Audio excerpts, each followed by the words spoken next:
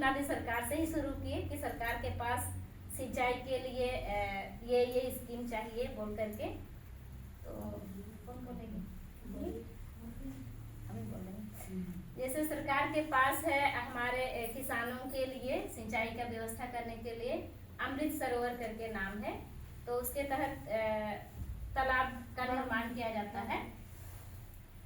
और ये उदाहरण के लिए मैंने ऐसे एग्जांपल लिखा है। उसके बाद चेक डैम, जो कि चेक डैम जो है हमने सारे ग्रुप्स ने बात करके कहा कि ये 4 तरह से हम लोगों को उपलब्ध होता है योजना।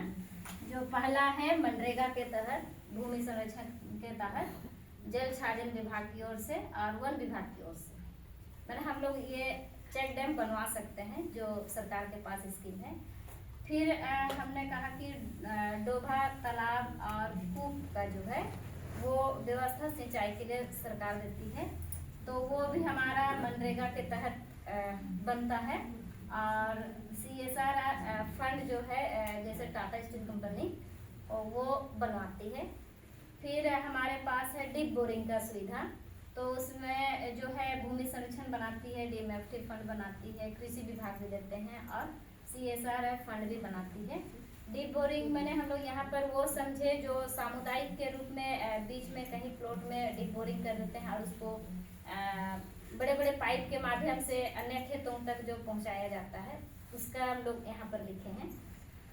और किसान समृद्धि योजना जो है वो कृषि विभाग देती है, जो कि आजकल पहले एक था फिक्स वाला सोलर सिस्टम पहले देती थी, और आजकल जो है वो चलता फिरता सोलर वाला दे रही है। तो उससे महिलाओं को खासकर ज़्यादा बेनिफिट हो रहा है, क्योंकि महिलाएं उसको जहाँ खेती है छोटे पैमाने पर अगर कोई खेती कर रहे हैं, जैसे गांव घर में हम लोग देख रहे हैं कि हम लोग कल से चर्चा करते आ रहे हैं कि बांटते बांटते जमीन जो है छोटा हो जाता है।